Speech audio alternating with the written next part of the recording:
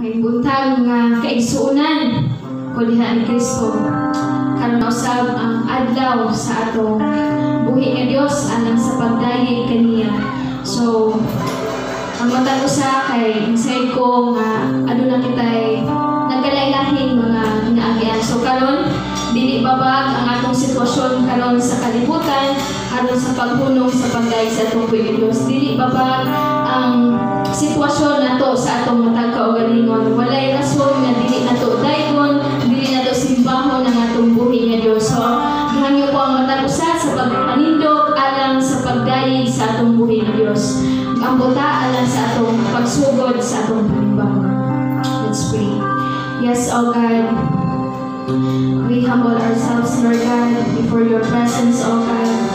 Lord, ining kabuntagon, O God, niyami, Lord God, nanandoy, nagatinguha sa pagdayeg, sa pagsimba diha kanimo, O Dios, tungod, Lord God, walay lain paligad, Lord, na Dios nga buhi ang angayang hatagan sa among mga pagdayeg, O God, ang angayang simbahon, Lord God, sa mga kinabuhi, Lord God.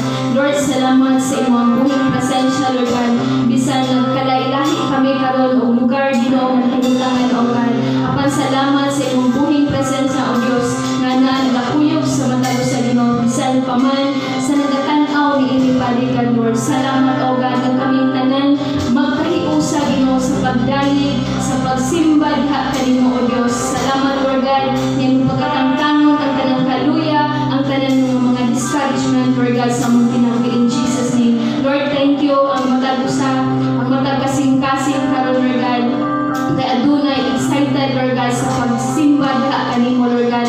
Tangtanga ang tanang makagbabag sa among pagdayeg, sa pagsimba diha kanimo, O Dios. Salamat, Lord, nga kaming tanan gawas nun Ginoo nga mulukso, gawas nun, Lord God, nga musimba o mupakpak diha kanimo, O God. Salamat, Lord God, ning kabungkagon, ikaw ang himaya, ikaw ang makasidunggan sa ngalan ni Jesus. Amen. Amen.